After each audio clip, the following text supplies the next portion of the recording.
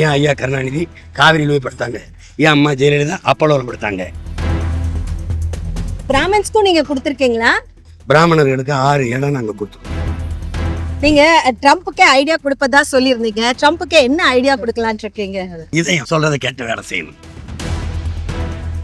எங்களின் வெற்றி சரித்திரத்தில் மாபெரும் புரட்சி. உங்களுடைய வேட்பாளர்கள்ல ஒவ்வொரு முறையும் நிறைய பெண்களுக்கு நீங்க கொடுக்கறீங்க, 50% பெண்களுக்கு கொடுக்கறீங்க. அதனால உங்க கட்சி எந்த அளவுக்கு அவங்களுடைய பெரும்பான்மை அதிகரிச்சிருக்கு, பெண்கள் அரசியல்ல வர்றதை எவ்வளவு ஊக்குவிச்சிருக்கீங்க? நாங்க கொடுக்கல, அவங்க உரிமையை எடுத்துக்கிறாங்க.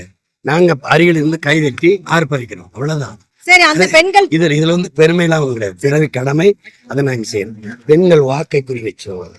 ஒவ்வொரு வேட்பாளரை நிறுத்தும் போது இப்ப குறிப்பா பிராமணர்களுக்கு 6 இடம் நாங்க கொடுத்துருக்கோம். பிராமணர்கள் வாக்கை குறி வச்சா பிறவி கடமை செய்யறோம். நியாயமா 7 கொடுத்துருக்கோம். என் பாட்டன் பாரதிக்கு தமிழ்நாட்டே கொடுக்கணும்.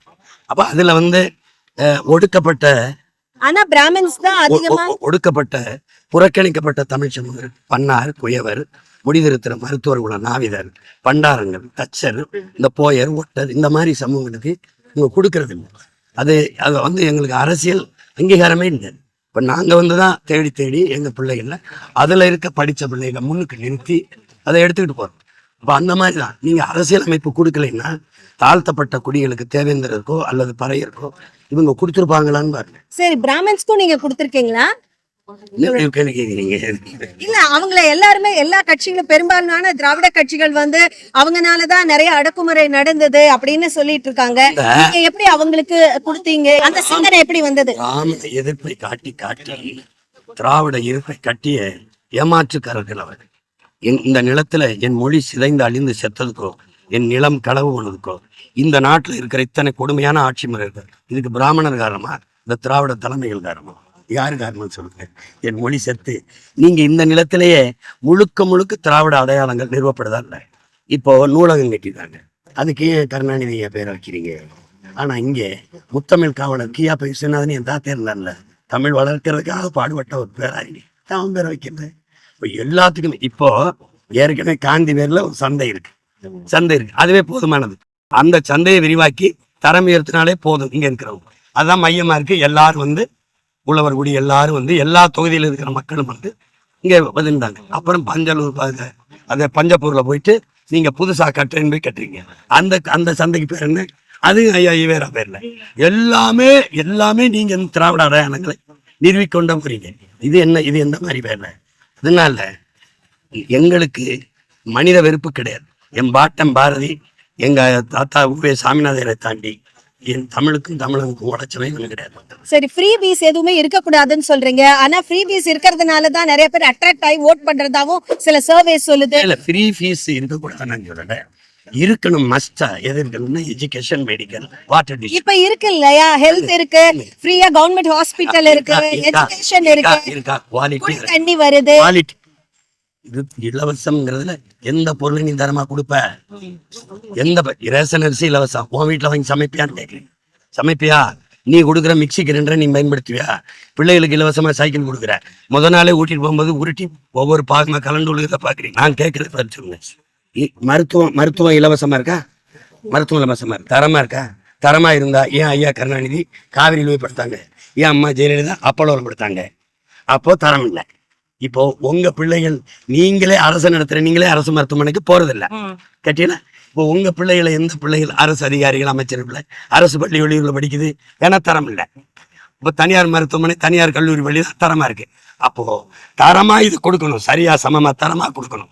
நீங்க முதலாளி லாப குவியலுக்காக இதை தரமிழக்க செய்றீங்க.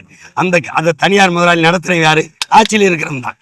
ஒண்ணு அவன் பேர்ல இல்ல பினாமி பேர்ல, புரியுதுன்னு நினைக்கிறேன். அதை மாத்தணும் நினைக்கிறேன். ஃப்ரீ ஸ்கீம் வேண்டாங்கல்ல, மஸ்ட் இந்த 3 தான். சரி, நீங்க ட்ரம்ப்புக்கே ஐடியா கொடுப்பதா சொல்லியிருந்தீங்க. ட்ரம்ப்புக்கே என்ன ஐடியா கொடுக்கலான்னு இருக்கீங்க? கொஞ்சம் இதயம் சொல்றதை கேட்டு வேலை செய்யணும். எதுக்கு இப்ப ஈரான் மீது போறது தொடுத்த? எதுக்கு தொடுத்தீங்க? அவன் அணு ஆயுதம் வச்சிருக்காங்க. 1.5 மாசம் 2 மாசமா சண்டை நடக்குது. அணு ஆயுதம் வச்சிருந்தானே போட்டுக்க மாட்டாம. இதே வளக்கொள்ளைக்கு நீங்க தொடுக்கிற போர் இப்படிதான். அவர் போது அந்த சதாம் ஹுசேன் மேல போர் தொடுத்தீங்க. பேரழிவு ஆயுதம் வச்சிருக்காருன்னு நீங்க, உங்களுக்கு புரியுதுன்னு நினைக்கிறேன். பேரழிவு ஆயுதம் சதாம் ஹுசேன் தூக்கில் போட்டப்ப தான் எங்களுக்கு தெரிஞ்சது அது சதாம் ஹுசேன் இல்லை, ஈராக்கில் இல்லை, இருந்தது யார்கிட்ட? அமெரிக்காட்ட. இப்பவும் அணு ஆயுதம் யார்கிட்ட இருக்கு? அமெரிக்காட்ட தான். ஏய் பைத்தியங்களா நீங்க, வள வேட்டைக்கு என்ன வள வேட்டைக்கு போறது கொடுத்து எவ்வளவு மக்கள் பாதிக்கப்படுறாங்க. மனிதாபிமானத்தோட நடந்துக்கோன்னு சொல்றீங்க. வேற என்ன சொல்றது? ஓகே, மூளை சொல்றது கேட்காத, இதையும் சொல்றதையும் நீ கேளு. சரி, ஃபைனலா ஒரு கொஸ்டின். நீங்க கண்டிப்பா தமிழ் மூலமா தான் எல்லாமே கத்துக்கணும் அப்படின்னு சொல்றீங்க. ஆனா இன்னைக்கு இருக்கிற உலக தேவைக்காக எல்லாருமே நிறைய விஷயங்கள் தெரிஞ்சுட்டு அந்த பேஸ்ட் எஜுகேஷன் வேணும்னு நினைக்கிறாங்க இல்லையா? உலகத்துல எந்தெந்த நாட்டுல இங்கிலீஷ் இருக்கு? ஐரோப்பிய நாட்டுல பிரான்ஸ்ல போய் பொறியியல், இன்ஜினியரிங், சைனீஸ் தான் நிறைய பேசுறாங்க உலக அளவுல. அப்புறம் ஏன் அப்படி என்கிட்ட கேக்குறீங்க? பிரான்ஸ்ல போய், டென்மார்க்ல போய், ஜெர்மன்ல போய், சுவிஸ்ல போய், இல்ல ரஷ்யால போய், சீனால போய், நம்மளோட பெரிய நாட்டுல என்ன செய்யணும்? அங்க போய் நீ வந்து இங்கிலீஷ்ல படிங்க, போயா அப்படின்பா சொல்லுவானா இல்லையா? சரி, நீங்க தங்கச்சி, நான் தமிழ்ல மருத்துவம் படிச்சுக்கிறேன்.